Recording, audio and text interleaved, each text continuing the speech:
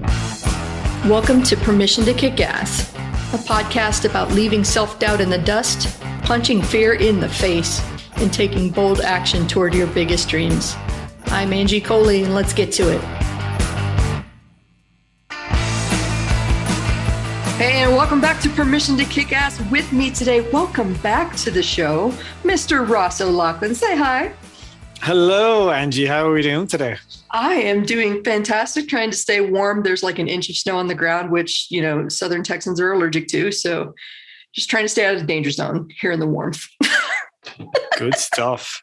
I can see the look on your face because you're in Montreal. Yeah, no, it has been absolutely Baltic here the last week or so. Like, I came back from Ireland and it was cold in Ireland. Like, winter is cold in Ireland, but it's also wet. But it's cold as in, like, it's damp and like you get the chills if you don't get into your, you know, warm whatever clothes. You need to wear multiple layers, but you could walk around outside. Came back to Canada and Montreal, and like it is minus 25 Celsius. Like, I'm not sure what that is in Fahrenheit, but it is not good. It is ridiculously fucking cold in Fahrenheit. That's what it is. It's a technical term. Minus 13. Yeah, really, really cold. I think that's the technical term for it. So it's been like that for the last few weeks. So it's been what I call stay the hell indoor weather. So, oh, yes. Yeah. Like, speaking of math and conversion, how do you like that segue right there? Ross is the owner of Conversion Engineering. So tell us a little bit more about what you do. Remind us about yourself, because you are amazing. Oh, mate. Well, thank you very much. Oh, you're welcome. As my mother said, flattery will get you everywhere. Absolutely. Right. So Conversion Engineering. So Conversion Engineering is the company that I run. We're kind of a marketing, consulting, and coaching company now. Prior to that, we were kind of a marketing execution company where we would have focused pretty much on the same customer in the same space, which is online education entrepreneurs. So I know everyone listening to your podcast probably very familiar with some sort of online education, whether that's coaching or online courses or whatever it is. So yeah, basically we help folks who are in that space just get more students and kind of move away from the launch model. There's a very kind of internet marketing style of selling in that space that a lot of my clients just don't resonate with. And we just help them kind of hit their revenue goals, get the students that they're looking for without basically having to sell their soul down the river. So we've been doing that for a while now. And it's been great. It's been quite the adventure over the last few years. But looking forward to 2022, as we were just talking about. Could be a big adventure of like learning a whole bunch of new stuff, but getting big wins for clients as well. Fantastic. Well, and I know, like, the reason that I was chuckling at my not so clever puns that people might not realize is the whole conversion engineering thing is actually based on the fact that Ross used to be an engineer. Mm-hmm. Well, I mean, technically you still are. Before you, not in job, but actual, certifications. We're an engineer before you came to marketing, and I'm interested in that transition. You know, what spoke to you about marketing? What made you decide to leave a field that you were already in? Let's go. Yeah. So I came from an engineering background, and we kind of touched on this briefly in the last interview episode we had, which was awesome. But I come from like a long line of engineers. Like, my dad was an engineer / computer scientist. His dad was like a professor of civil engineering in University of Galway in Ireland. So he was like a civil engineering professor. On that side, my dad's brother is a civil engineer. His 3 sons also all did some form of engineering. Wow. And then on my mother's side, my grandfather there he was a refrigeration engineer. So I come from just a lot of engineers in the family. And so when it comes time to picking a profession, or rather I should say picking what you're going to study when you go to university, when you're leaving secondary school in Ireland, high school, what you'd call it in North America, like, you don't have a clue what you're doing. Like, what are you, 15, 16, when you're picking the subjects that you're going to be doing in your final exams that will determine what you're kind of aiming for. And you kind of rely on, parents and, guardians and kind of advisors at the school to kind of suggest stuff to you. That there were some people I can remember back then that like knew I want to be a doctor or I want to be like this thing, but I don't think that's most people. So I was like, wasn't me. Yeah, right. And I laugh now. At the time, I was really big into downhill mountain biking, right? I was a passion of mine. And I was kind of in it. And I was thinking to myself, yeah, I'm going to become an engineer and I'm going to design mountain bikes. And so I got into mechanical engineering. That was what I selected in university. And I got good grades. I was good at math. I was good at science. Engineering just seemed like the right fit. I didn't really get good grades in everything, but I got good grades in what I needed to get in engineering. And before I know it, I was off studying mechanical engineering at University of Limerick in Ireland. Later, it turns out I discovered that the mountain biking thing was a phase and I wasn't really all that into it. But hey, you kind of put one foot in the other and you never know where you're going to kind of end up. And yeah, then I ended up basically working at Intel, which was an amazing company. I got a work placement there as a kind of an engineering intern. Did really good grades in my first year at university and got offered an amazing placement. And everyone was like, oh, wow, I'd be so happy to be going to work at Intel. Everyone was saying that's like the best placement you can get as a mechanical engineer. And it's very true. Like Intel is an amazing company if you want to be a mechanical engineer. Turns out once I got in there, I realized not only do I not want to be a mechanical engineer once I got a kind of understanding of what it really was, but I just really didn't enjoy that kind of multinational giant corporation vibe where you're a worker clocking in with your badge. And it was so hilarious. I was at home this Christmas and I was going through some old stuff in my room and I spotted my old Intel badge and I was like, oh my god, look at that. I used to scan in every day with that and secretly wish I would die. You know what I mean? I've been melodramatic, but I was just not happy in that sort of environment. And I came out of that year just thinking, you know what? I don't know if engineering is for me. And that was my second year of a 4-year degree. And I barely scraped through the other 2 years, the third and fourth, just because I was just like, if that's the best, like, what's the point? And I was just kind of drifted. But when you're in that situation where your parents are kind of expecting you to finish university, like you kind of show up. But, looking back, I was barely going to classes, barely passed exams, failed 1 year, had to repeat it. That wasn't good news. So by the time I finished that degree, I was just not vibing it and didn't know what to do next. And then it was 2008, middle of the financial crisis, kind of sending CVs out, wasn't really making an effort. And obviously didn't get any job offers because I was making a half-assed effort in it. And then I decided, with some advice from my parents, why don't you go and do more engineering, but do a master's? And I was like, that sounds like a good idea. More school, yes. Yeah, which turned out to be a great idea in the long term. Like looking back, it was the right decision at the right time. So I did environmental engineering in a university in Canada and moved there into Canada in 2009. It was a 2-year degree and then ended up kind of in a software company.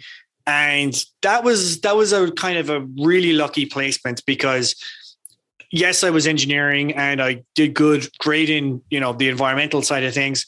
But my father kind of was a computer programmer. Right. So I learned about PCs and, DOS and programming from a really young age. So I kind of was familiar with how software worked. In my mechanical engineering degree, my final year project, I wrote software. So I kind of knew programming. On top of that, because I knew programming, I also kind of was familiar with web design. I was like, we kind of grew up around that time of, Microsoft, just bringing everyone online and, Hotmail and Yahoo and like all the early days. Mail. You've got mail, AOL, Instant Messenger. You know what I mean? Back in the day when it was the cool thing to set your status on AOL Instant Messenger. Yeah, right. Uh-oh. You know what I mean? So I was familiar with the web. And so then I got this placement at this environmental software company, really relatively small software company, no marketing team. But I, at that stage, could write. I'd always done a lot of writing growing up. Never identified as a writer prior to that, but I had always done some level of writing, had several articles published in like gaming magazines, and had written for the local paper, that sort of thing. But oh, wow. Dude, I was like, whatever. Like, it's just I'm writing a couple of articles. Had some web design, and ended up in the software company that had no marketing department. And then I read The 4-Hour Workweek because someone suggested, if you want some more time, like this book can kind of help you figure out how to make more of your time. And then that just opened a whole door where Tim Ferriss kind of explains marketing to, in a way where someone who has never done any, business or marketing or sales related stuff can really understand. And I was like, oh, this is marketing? I could do this. This is really, this sounds simple.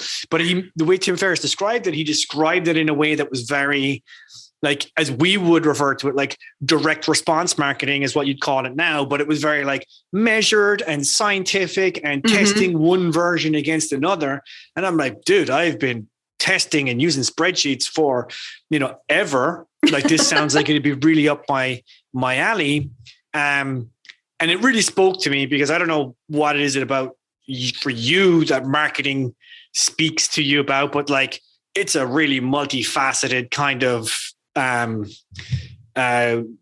profession, craft. You know what I mean? There's creative, there's analytics, there's understanding people.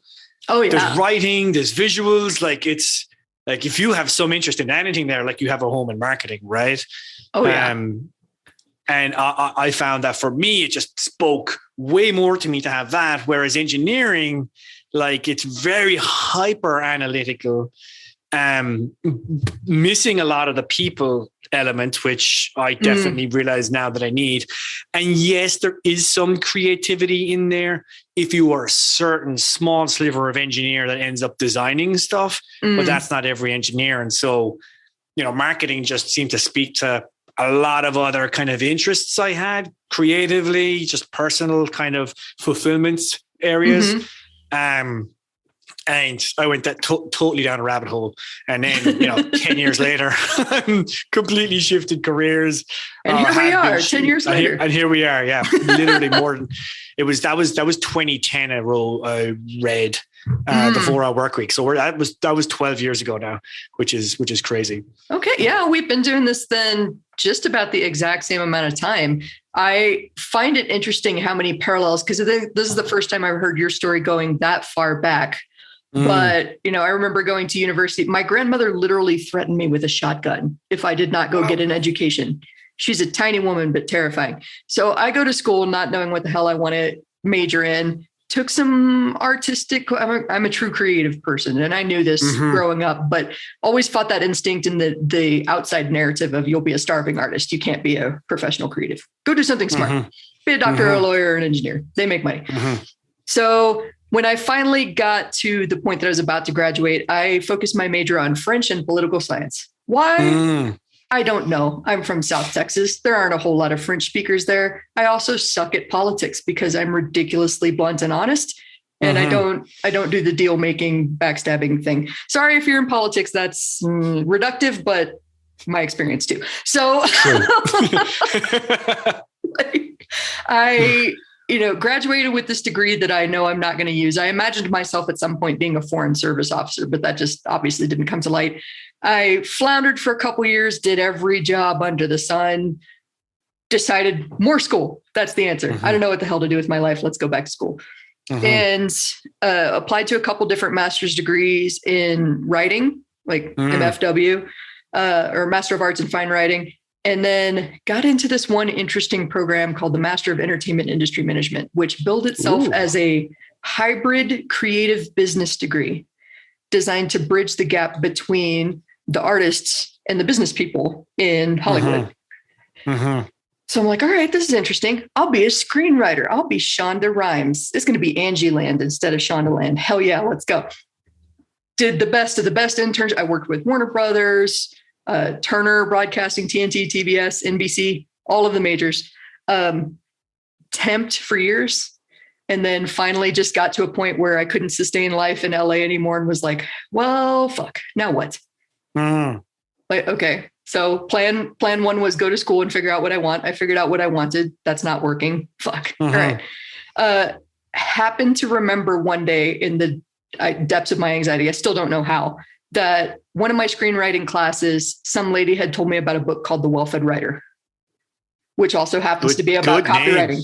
Yes. And so I picked that up with $20 I didn't have. I read it in an afternoon and was like, it was your Tim Ferriss moment for me, was with that book where I was like, oh shit, this is marketing? Right. Somebody has to write that brochure that you pick up at somebody's office. Somebody has to write the email that you get sent. Okay. I think I could do this. And 10 years later, after I fell down that rabbit hole, here we are talking on a podcast. Yeah. Yeah. And that's the thing. Like it is, the reason I ended up in Canada was because I have an aunt who lives here. She's been in Canada now in Montreal longer than she lived in Ireland. But she's a professor of chemistry, really distinguished, very well published, but it can also like write like a mofo. You know what I mean? Like it's hilarious hearing her talk about her grad students. She's like, these people cannot write. It drives her bananas. And I don't think people realize like how dangerous you are and effective you can be if you can write. You know what I mean? Like it's a skill that very few people ever really develop well. And like I can remember, like I would have just written stuff in general. I was a forum warrior growing up on the internet. You know what I mean? Writing posts and whatnot. And that's just a way that you can communicate through the written word. But like you'd be formulating posts, and they might be 300-400 word posts or whatever. But like you're shaping a thought and making an argument. You know what I mean? And then someone comes from the internet, comes back at you and pokes a hole in it, and you're like, oh, how did that happen? And then like, did I really say that? And like you start, I didn't realize it at the time, but part of the reason that I was such an effective writer was because I was constantly getting myself destroyed online in these discussion forums. You know what I mean? And like, it was a really interesting playground for me that I didn't even realize I was playing in. I was just a motherfucker who liked to argue with other people online. You know what I mean? Yeah, as in the nerdiest of contexts. So I won't even talk about it. It was usually about some video game and some character related stuff. But it was really interesting. Then once I discovered the 4-hour work week and specifically copywriting, and then, started to wander into a world of copywriters, like it just dawned on me. I'm like, I think I'm a writer. You know what I mean? Like, which is like a weird realization, but looking back, it made so much sense because when I was in my first degree, my mechanical engineering degree, like I would, group projects are always a really interesting dynamic to understand humans and yourself. You know what I mean? And like, there's always one person who does the lion's share of the work. And there's always one person who contributes in one dimension way more than other people. And I was not the guy that was going to be showing up to the lab and pulling the data and validating that it was correct. But when it came time to write the paper, like, I was like, hey guys, just give me the data. I'll bang it up here, because I would look at what they're writing. I'm like, this is, I would look at what they'd written, and it would take me forever to just even ask them questions about like, what are you trying to say here? And I was just like, just give it to me. I'll just write the whole thing. But like, it was a really interesting skill set that I developed that I didn't realize I had developed. And you take writing and an interest in people, and then an interest in making some money, and you're like, it's a hop, skip, and a jump away to marketing and copywriting, right? Oh, yeah. So, yeah. Well, I was glad you mentioned something that I wrote down. You talked about developing the skill. And I think that's an interesting thing to bring up, especially in creative industries. We're on more of the creative side of the marketing side of marketing. Well, you're probably on technical, but copywriters are arguably a little bit more creative on the creative side of marketing. And a lot of people kind of buy into this myth of the creative. Like the divine muse, she comes down from the heaven, she shines her light upon your face, and then you just like bang it out in a fever and wait for the next flash of brilliance to come along. But not a lot of people talk about developing the skill beyond just the raw talent. And I think that's where a lot of people kind of, especially if they're entering into a field like this, where there's some creativity called for, they rely on their natural talent or they don't learn how to develop the skill. Would you agree with that?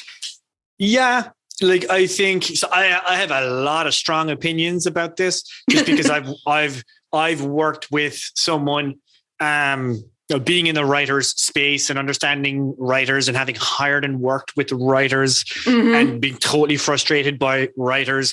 But then also in the sense that, like, a lot of people, they buy into that story and they do not develop the skill to actually be able to write consistently or to be able to produce and deliver on time.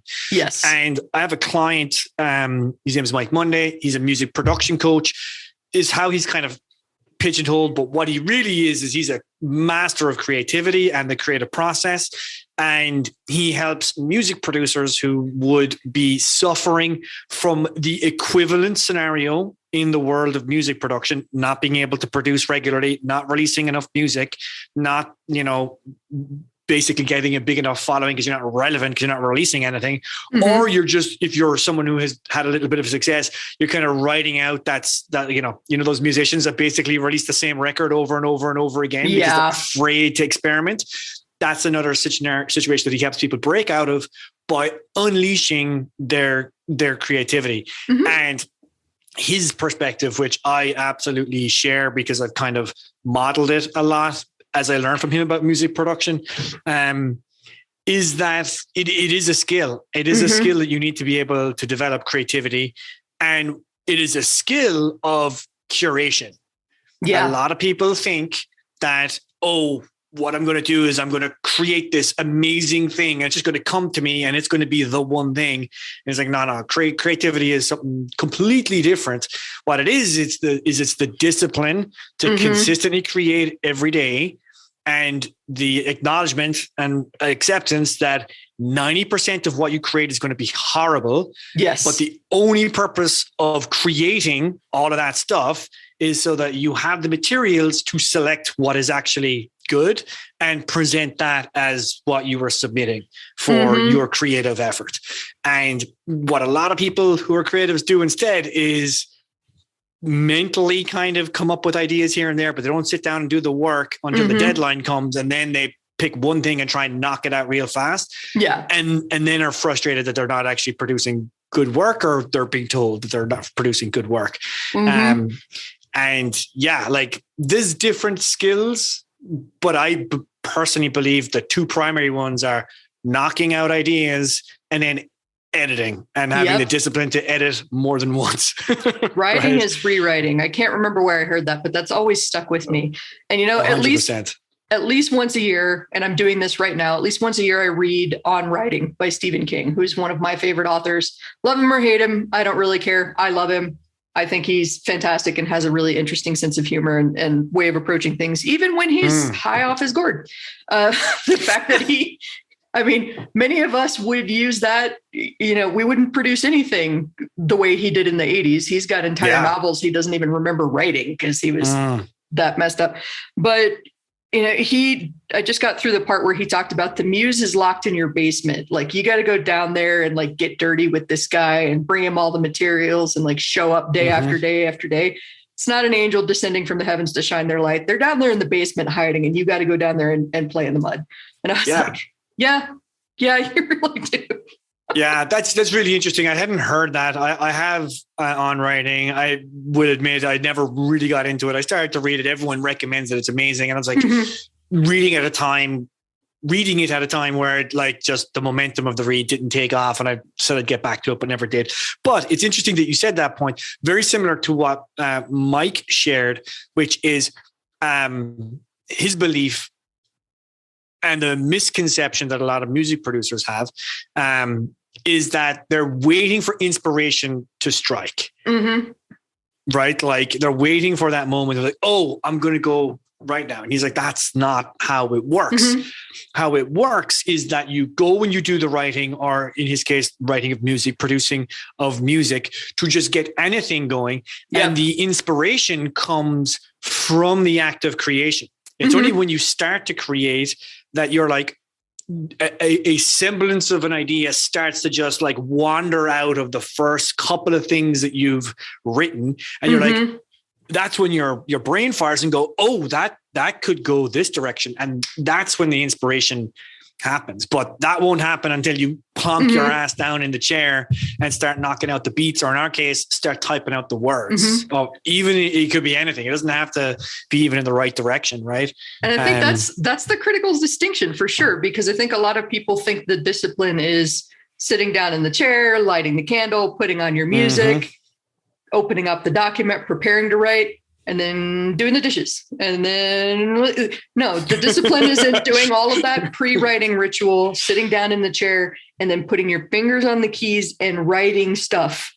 Yeah. Even 100%. if it's, I hate this shit, I've got no good ideas, just like set a timer and write whatever pops into your head for however long you set the timer, 30 minutes, hour, whatever. Yeah. Eventually you're going to come out of, I'm a piece of shit, I don't have any ideas, and find some sort of shiny thread to go follow. But I think that's exactly what you're talking about. Like, you've got to create the crap to get to the goals. 100%. Like, one of the things, I was telling this story recently, one of the other things that benefited me in my later career that happened to me during my engineering career was around the time that I was about to graduate. I had my laptop stolen with my final year thesis on it. And I had to, this is like, I think it was like 40,000 words, was presenting it the following Monday. I had to submit it the following Monday, and it was stolen like on the Thursday. And I had to like all the notes, all the data was gone. And I had to rewrite the whole thing. And I was only able to get like a day or two extension. It wasn't like a full extension. And when you do that, like when you're in that situation, like hitting the backspace isn't an option. Like, you have got to get that thing out fast. Errors do not matter. And later on in my career, when I started talking with other writers, they're like, dude, you write really fast. And it was because I think in that moment I learned to just get the thing out, just write, and essentially later on I discovered what I was doing was free writing, right? Yes. 100%. Like, I think what people need to get in the practice of doing is just practicing free writing. I love what you said there, which was like, I hate this shit, I have no good ideas. I would encourage people to, like, if that's what you're thinking, sit down and just write that out. As soon as you start getting into that mode where your fingers are typing your thoughts, you're starting the writing. And then I find getting over that piece of friction is the hard part. Then you can just start directing your brain in whatever direction or ideas are popping up. But it's literally overcoming the motion of having anything come out of your head. And if you do that enough, you do that every day, like, the rest really takes care of itself. Yeah, right? It's kind of like climbing a small hill. Like, at first it looks a little bit intimidating. It's like, I don't want to go up there. It's work. Oh, that sucks. Yeah. But then you get up there and you realize it wasn't quite as intimidating as it looked. It was an easy little walk, and you just had to get walking. That's the developing of the skill versus the talent, exactly like we said. And I think that applies in all creative situations. So, it's interesting to me that we're talking about skills and talents too, because I talk about this a lot with creatives who have this head trash around, I don't know business. I don't get business. I'm not good at math. I don't understand projections or revenue or all these techie terms. How the hell am I going to start a business? So it's particularly interesting to me that you went from, I'm good at math and all of these things, to coming into creative. So I know you have a different perspective on these skills. And as you've grown, you've had to learn how to move beyond, I am a creative freelancer, into starting your own business. Do you want to tell us a little bit about what that journey was like? Yeah. So there's kind of two parts that I would pull apart that in kind of two elements. One was the initial journey to, I'm this type of person, and now I want to become that type of person. And for me, what was interesting was, I still remember my parents telling me, Ross, you're not a business person. Like, you're not good at like that sort of stuff. You should probably get a job. Because that's like, and they, like, that was, they mightn't have said it directly like that, but that was the message that I was getting. And so that's why I ended up in engineering, which then came back to kick my ass later on when I was trying to transition out, because the version of the story I told was like, oh, I discovered Tim Ferriss and then it was happily ever after. It was like, no, like there was a period of time there where I had crushing self-doubt and tons of invisible scripts / limiting beliefs around anyone going to my ability to get paid for the work because I wasn't educated or qualified as a marketer.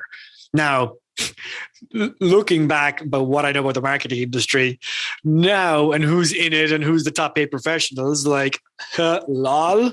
Like, no one has any qualifications in marketing, right? Like, there's the top folks tend to come in from some other area with some expertise, and then their passion for marketing comes in. Now, there's some folks who are very well educated marketers in the space. Don't get me wrong, but it's like it's not an area that, particularly the copywriting, I think I'm talking more about, it tends to speak to people that were, discovered and go, oh, wow, I can do this. And then they just fire down it. Whereas most people who end up getting educated in university about something, very few of them are very passionate about it. I know, for example, I went to university. I was not passionate about engineering, like, at all. But I did then come in with the belief that, if, particularly because I was coming from engineering, right? No one's going to hire you in engineering unless you're qualified. Yeah. That's kind of true, right? No one's going to hire you as a doctor unless you're qualified. Like, that's true because like you need so much training for it, right? It's different in the world of marketing. And I had to overcome all those beliefs to even like put myself out there. But once I did, and I started to build up some evidence and truth and, proof that, hey, I can do this. And then over time realize I'm actually really good at this and I really, really, really enjoy it. Then it was about kind of figuring out how do I do it full time and bringing on that identity of being a marketer and a copywriter, right? And that was a gradual shift. But then, as you mentioned, there's a whole other shift that then happens after that, which is, okay, well, I know how to write copy that's going to make sales and whatnot. And I had the kind of acumen and training to like analyze numbers, right? And like do the analysis and find the bottlenecks in the marketing system, which is not something that a lot of other copywriters would have because that was like my past experience and education coming in to serve me there, right? Like Kev Rogers talks about this, that like your past self is what's going to make you positioned to be the best version of, your current profession, right? I'm so glad that you brought that up because I think there is, especially in copywriting, a lot of the people that I have coached and worked with, but anytime you're making a big switch like this, there's the tendency to think of yourself as starting at the beginning, starting at the bottom of the mountain. I'm starting all over again from scratch.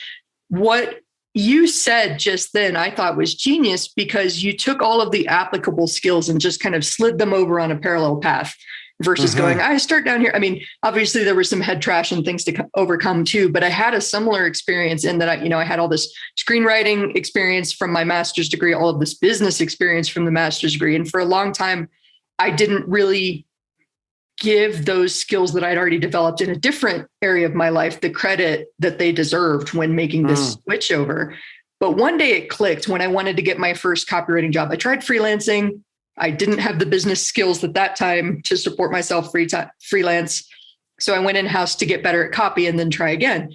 And when I got my first copywriting job, I'm looking at their job description and going, well, I've done that, only I did it like this over here. And I've done that, only I did it like this over here. So I found myself going through all of those internships and every time that I had done any kind of writing whatsoever, that's suddenly what I was responsible for in that old job. And that's how I wound up talking myself into my first copywriting job, even though I didn't technically have experience. Yeah. Yeah, but that's it, right? Like it's applicable and rather than like direct experience, like having applicable and reference experience is just as relevant, and if not, more valuable in some scenarios, right? Because you're coming in with a completely different perspective, which can be insanely insightful.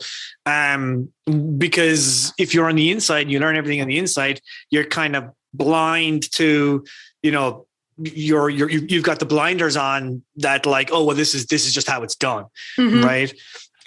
So yeah, if for me particularly, like I just went in doing what I would normally do as an engineer, which is, well, let's solve some problems. Where are the problems? Let's solve the problems. And what skills do I have to solve the problems? Okay, well, here's the skills that I've got.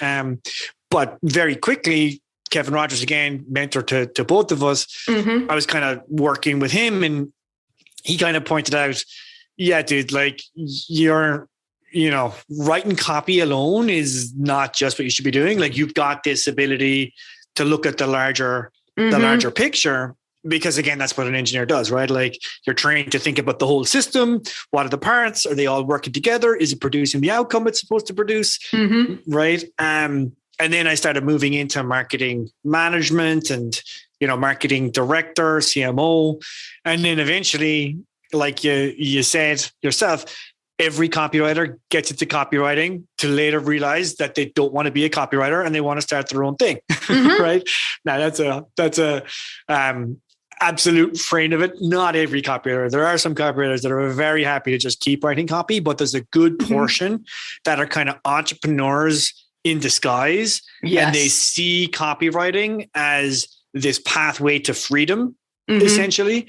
And once they kind of learn the copywriting skills and the marketing skills and all that, they then are looking for an opportunity to apply all those skills to themselves, because they'd like to be able to make all the money for themselves. Oh, yes. And yeah, and Kevin pointed out to me, I think that's the route that you're actually gonna go. And then that's a whole other evolution again, because now it's like, okay, well, am I now a business person and an entrepreneur, or am I a copywriter?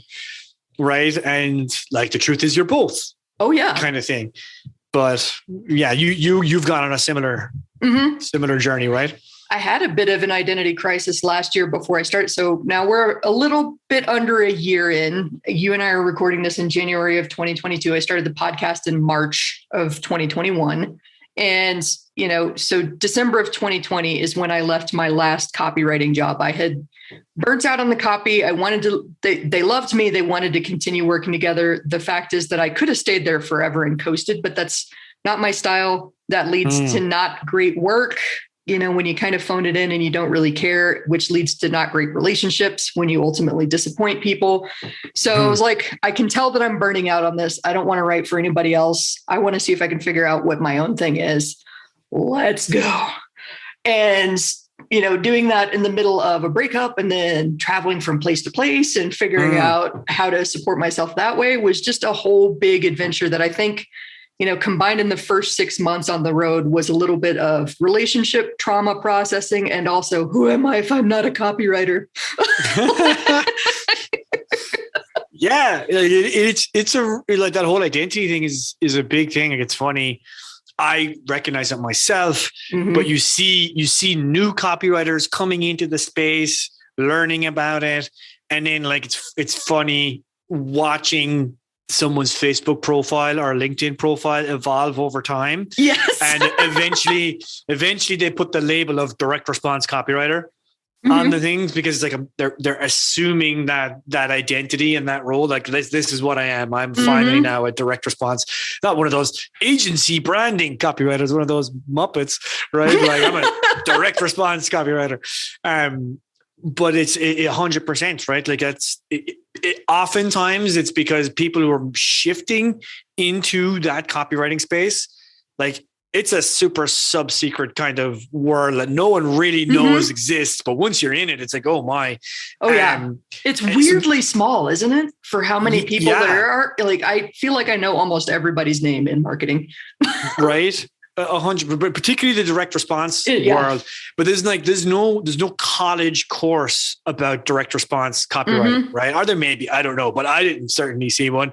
No one was recommending that I go and study this in university. So people only really discover it when they're trying to get away from some previous position, right? Like, it's like they're looking for a way to basically earn money with the skills that they've got, so that they can leave an old thing that they don't want to do anymore. And so anytime you have that, like people are essentially shifting their identity. And Yes. that's a hard thing to do. It's not just about acquiring the skill set. You know what I mean? Like, Oh but yeah.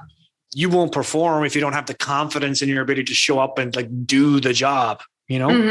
Well, that's an interesting thing that I wind up coaching people on too, because I said, okay, we're going to go deep in the weeds here, but I think you'll appreciate it.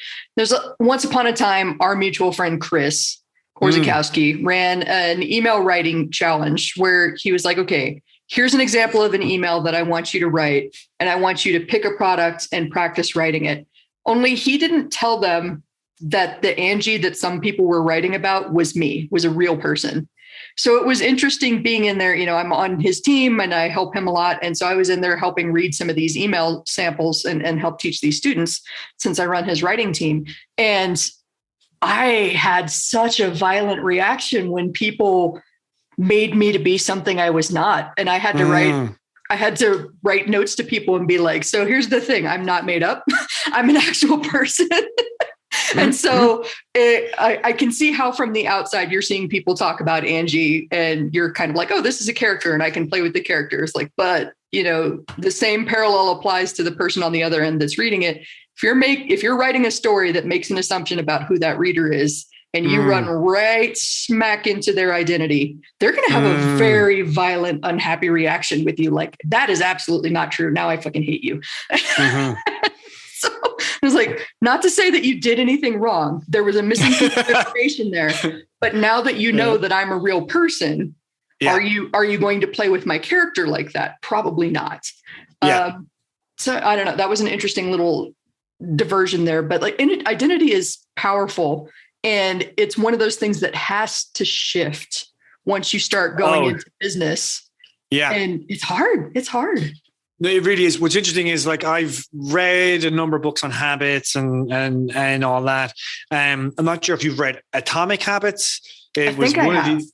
Yeah, I don't know when it came out. It's by James Clear. It's one of these books that was, you know, just constantly recommended and it was on the radar. And I was like, okay, like there's a couple of habits I want to start building that I've been trying to build and they have not really stuck because, as we've talked about before, when you're kind of traveling as a nomad, your habits constantly, it's hard to make them stick when you're constantly changing environments. And after I got back to permanently living here in Montreal, I was like, okay, let's try this habit thing again.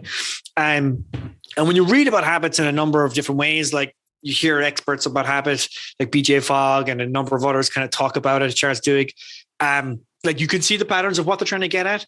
But what I really took away from the Atomic Habits is that if you want to make a habit stick, you got to figure out that behavior. And then you got to figure out the identity that you want to create and assume for yourself so the habit will stick. Yes. Because if you are trying to just say, I'm going to do a behavior every day, it's really easy to like not do that behavior.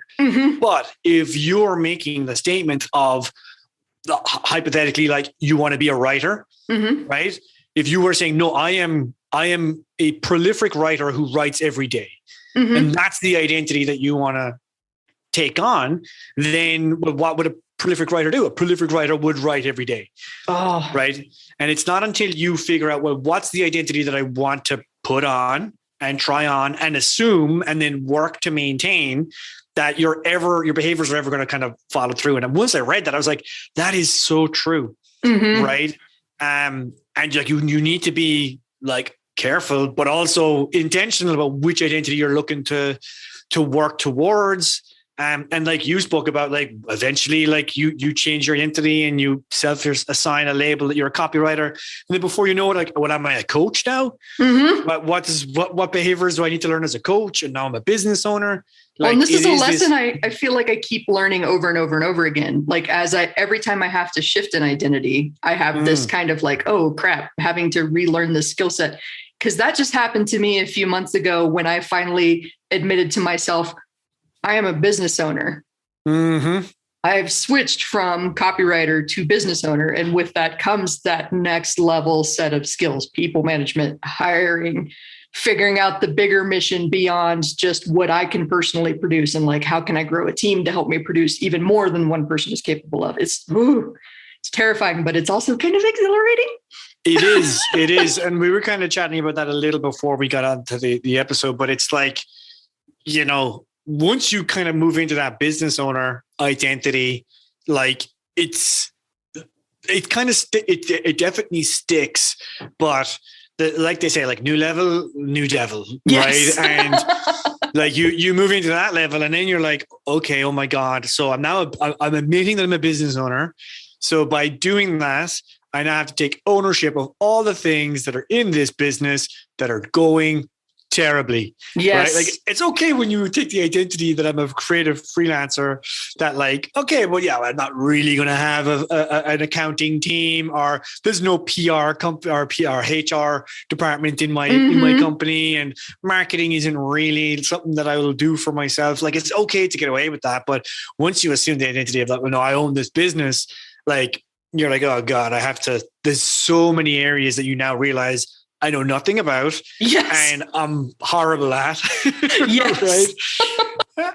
And if I don't take care of it, like no one else will. And that's a scary transformation to go through, but it's also really liberating and exciting, right? Oh yeah. Words I never thought I'd hear myself utter. I'm excited because I've got 2 potential accountants I could hire. What? Who are you? I'm excited about accountants. What? Yeah. No shade to accountants. Accountants are fantastic and wonderful people, but like I had such head trash around I'm not good at math, I avoid accountants, all of that jazz. To be excited about accountants that can help me grow my business is like, who are you? I know. Yeah. But it's exciting. Like it is interesting. I think it was, I might butcher the quote, but I think it was what's his name? Virgin.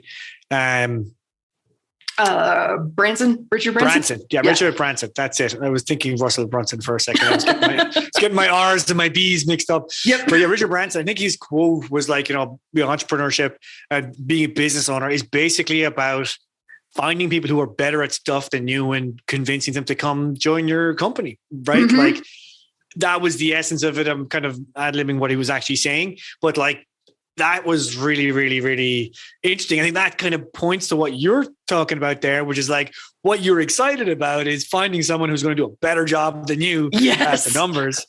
Yeah. And I can remember when I found my bookkeeper, I was so excited. I was like, oh my God, this is amazing. And every tax season comes around, I'm just thrilled because I'm like, sweet. So Justin, are we done? And he's like, yeah, just send these to the accountant. And I CC the accountant and then they do it. And I'm like, amazing. Sign one form, taxes done. And it's like, this is the life. Yes. You know what I mean? Hand it to someone else that does it better and faster. Yeah, 100%. And that's a really interesting shift that a lot of people have to go through. Great book by Dan Sullivan, like Who Not How. Yes. If you've not read it, or anyone listening hasn't read it, like even if you're internally on a team, you don't necessarily have to be a business owner to like leverage the idea of it. Like the basic premise is anytime you have to do something, like there's 2 approaches you can take. One is, how do I do this? The other one is, who can I get to do this? Right. And like going down the how, really interesting. Like you do want to go down that route yourself sometimes when you want to get good on it. Like we talk about like developing the skill, like you want to learn how to do it, but only because you want to be a who for someone else. Yes. Right. But oftentimes in your life, you're better off going, you know what? It would be a better idea to find a who right now than learning how to do this accounting or bookkeeping, you know? Oh yeah. How am I going to help my clients with their email marketing strategy or my coaching students with figuring out their next steps in their business if I'm trying to also be an accountant, which I am not?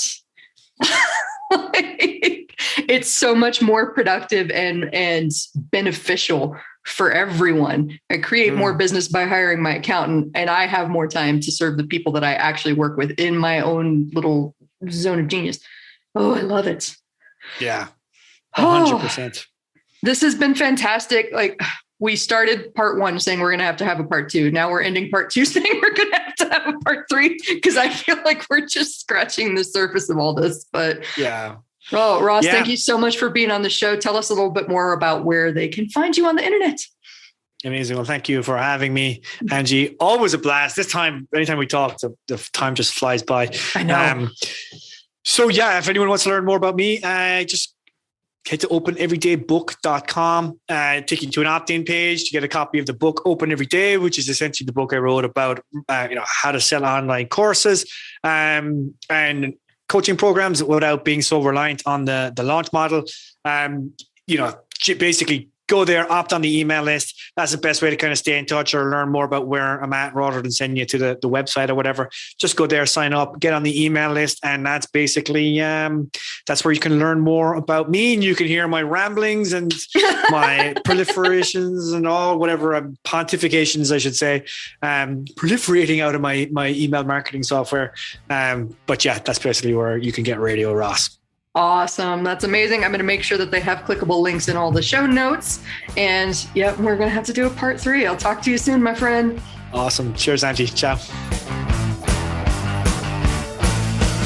So that is it. Another awesome episode of Permission to Kick Ass on the books.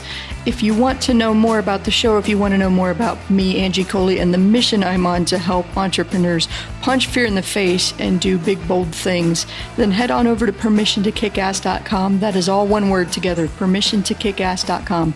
Make sure to sign up for my email list so that you know whenever there's a hot, fresh, and ready podcast episode out for you.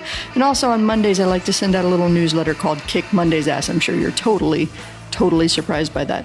So thank you for being here with me today. I'm Angie Coley. Make sure that you share this with a friend that needs to hear this message today. Like it, share it, comment wherever you're listening to this today, and let's go kick some ass.